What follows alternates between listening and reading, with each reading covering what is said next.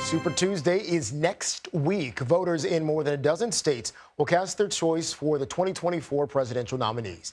It's a critical moment in the candidates' campaigns, especially in the Republican race between former President Donald Trump and former U.S. Ambassador Nikki Haley, UN Ambassador.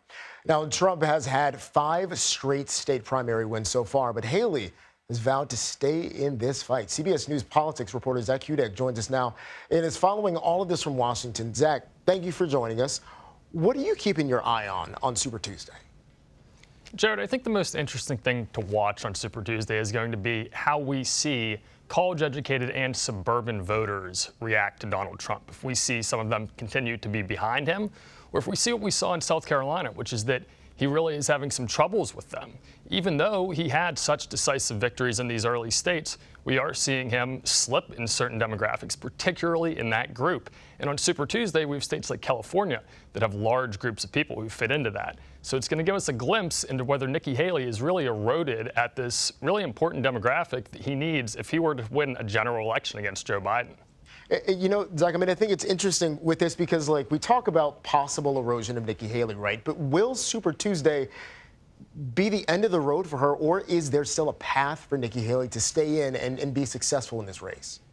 The path is ever narrowing, and it will only get more narrow after Super Tuesday. It will likely be statistically impossible, save for external variables. We do have a number of legal cases that the former president is dealing with.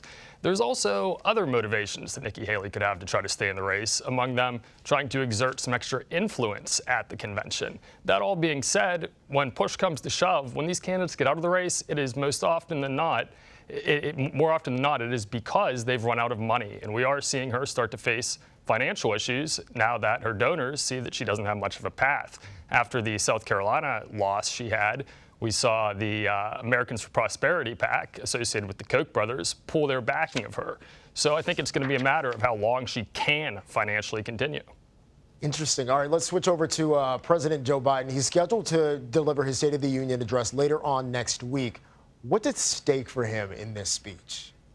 Jared, this is frankly probably the largest audience he will have up until the general election. So there is a lot at stake for him. He has a number of vulnerabilities right now. Voters are looking at him as being old and possibly no longer capable of being president.